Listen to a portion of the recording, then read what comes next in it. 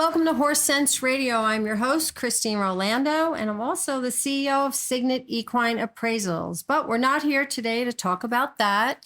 I just want you to know that Horse Sense Radio is about meeting with people that are very, very special and people that change the world. And I'm so delighted today because I have two very special guests. And I wish you could see where we are because we are in a major, major venue that just has so much magical history to it. And well, you can't see it, so I won't go on. I'm going to let our guests talk about that. But I do want to first thank our sponsor, Blue Arrow Farm, and I want to thank Avini Health, a non-narcotic natural solution for your immune defense and cellular health.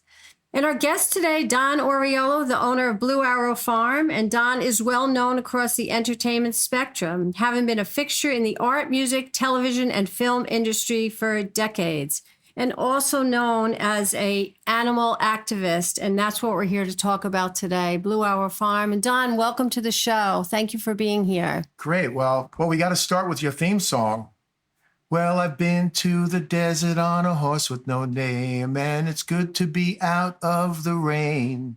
I know that was your theme song when we did your other radio show. Thank you so for remembering that. Of course, how can I forget? For many years. That was a great song. Actually, it was the only American group that George Martin, the Beatles producer, produced. Amazing. You remember that. Thank you for remembering that. Yeah, of course. I can't forget. Yeah, and we have another guest with us too today, and I'm happy to have Joe Wagner of Automotion with us, and we're going to talk about situational leadership. And you're probably thinking as a listener, how do these things tie together? Well, we're talking about somebody that cares about animals and an activist, as I said, someone that's passionate. And actually, before we went on air, he told me he lost sleep last night because he was worried about a horse that has an issue with his eye and possibly cancer. So that's what we're here. We're here to support the Blue Arrow Farm in Pine Island, New York. And Joe, you're going to share with us a little bit about situational leadership and how the two can come together to help people with autism and people on the spectrum. Yes. Welcome, Joe. Thank you, Christine, for having me. And thank you, Don. Oh, yeah. And Joe is a big supporter of Blue Arrow. He's always here to help out and volunteer any events that we have. Any benefits, he's one of the first people to be here. So you want to know how I met Joe? All right, so at Blue Arrow? No, get this. So we were at, I was at, I think like a little gathering you invited me to right at this very table. We're sitting at a long picnic table right now at Blue Arrow Farm. And Don invited me and he had this idea to do Wawa Yanda music on the farm. Oh, yeah. Yeah. And I think it was like 6 weeks you pulled together 36 bands, thousands of people. It was crazy. Joe Wagner showed up with his van, and that's where I met him. It was a great event. Yes. It was a great event. I drove by there last week and took a picture of it, and you even built a stage that you left behind. Yeah, I did build that stage. Yep. Yeah. Well, not me by myself, but a lot of the guys and gals that work here. And I think they put in a whole solar field. They did. Up there. They put a solar field in. Yeah. So, but let's get back to what you do here at Blue Arrow Farm. Yeah. Well, I've always been an animal lover and an advocate. You know, animals don't have voices, so somebody has to speak for them, and you do, and Joe does, and I do, and there are quite a few people that really care. And this place was overgrown and was abandoned. It had once belonged to Doc Severinsen, who was the music director of The Tonight Show with Johnny Carson, which many of your listeners were too young to know that, but it was a great show. And they used to winter the horses from the Meadowlands here. There are like 52 stalls here, and it's a half-mile track. But as I said, it was all overgrown. And my friend, who was a realtor, said, "You got to take a look at this place. You rescue horses," and which I do at my house as well, and animals and dogs and cats. And I was involved in the largest cat rescue in the Northeast 2 years ago. We rescued 204 cats in an abandoned house and made a great connection and relationship with St. Hubert's, which is in New Jersey. I've heard of them. Yeah. They're wonderful people.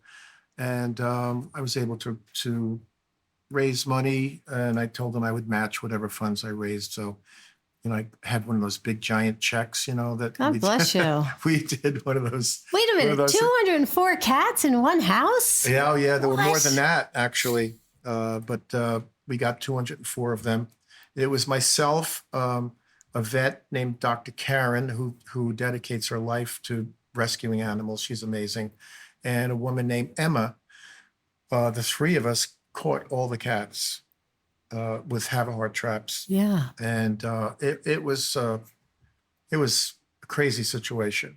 But we found homes for about 60 of them, and then St. Hubert's took the rest of them, and it was a wonderful thing. And Emma actually became a staff member at St. Hubert's. Did she? Because of this, and she still rescues animals on her own as well. Yeah. Well, I know still to this day, you probably get phone calls of people with rescues. I was here the day that the Palomino came. Yeah. Yeah, right. the Palomino came off the trailer. And Joe, you couldn't even, like this horse, you couldn't touch its feet. No, Skinny, she was skinny, hobbled. skinny. Hobbled, yeah. Which means too they bad. chain His the feet front together. feet together.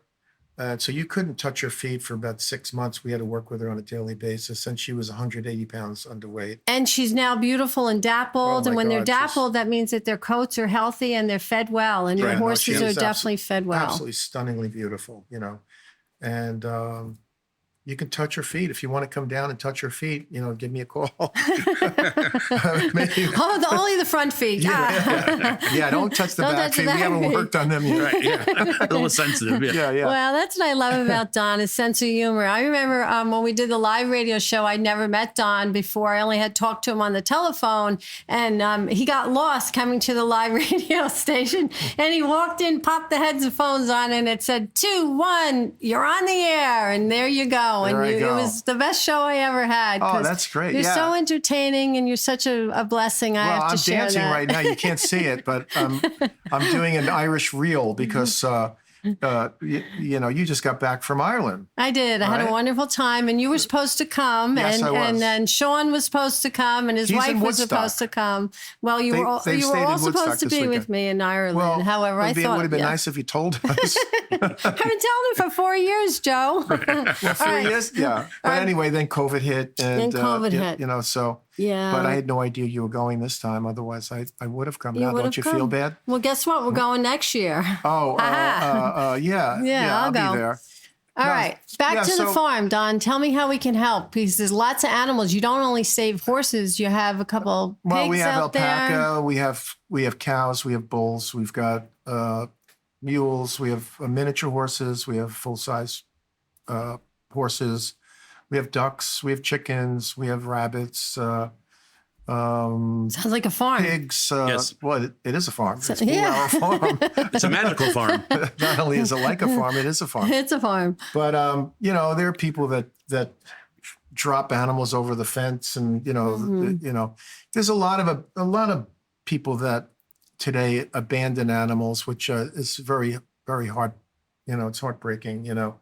And one of the things that happens a lot is around Easter time. They sell little chicks and little ducklings in Tractor Supply or wherever, and people buy them for their kids. And they don't realize that they grow up and become, big ducks, big chickens, big roosters, and Yeah. so we get a lot of those. Once they're adults or a year old, but it's extremely rewarding. It's extremely labor intensive because animals eat 7 days a week and drink 7 days a week. They don't go on vacation. So that means Lots of hay. the humans, and it Lots of also means the food, humans lots of don't go on labor. vacation and That's work 7 right. days a week. That's right. Sometimes through the night, if there's a sick horse or sick animal, we stay in the barn with them, and we vet them and doctor them and take care of them. And you built a beautiful barn for the horses. We're actually sitting in the original barn, but now it's a venue that can be used and rented for parties and whatnot. So that's a whole nother side of this. But the barn that you built for the horses is first class down there. So Yeah. these horses are truly blessed Oh, thank to you. be in your care. Thank you. Thank you. Yeah, we had James Oh, just I remember James. passed away. He Yeah. was 36, and we kept him medicated and worked and exercised to the day that he, passed. I try, I'm not a big believer in putting animals down. It's Only, I yeah. try to let them Right. live their life. Go peacefully. Go peacefully. Yeah, sometimes it's necessary. I worked for a vet, and I remember that was the hardest part of it when I was in school. When they had to be euthanized, it was just, broke my heart. But we have someone else sitting with us today that we talked about earlier, Joe Wagner. Hey, Joe, we're so glad that Hey, you're with Christina, us. We wanna Thanks give for you having me. We want to give you the floor a little bit to talk about what you do, because we see potential with Don's got these horses that love to work and love to eat, as we know, and that's why we need your support at Blue Arrow Farm Can I for just the say, Joe is one of not-for-profit the most piece. giving people. Oh, I agree. And, a real pay it forward kind of guy. I agree. Thank you. I agree. So, you are involved with people on the spectrum, people with special needs, developmental disabilities. You've been your whole life, you've been in leadership from big time corporate trainer. And now you're giving back, as Don just said, you're working in situational leadership. Can you share a little bit about that? Sure. Thank you. Situational leadership is a process for you to help achieve your goals and tasks by looking at development level of the people that you're trying to lead, and then what's the best leadership style to use.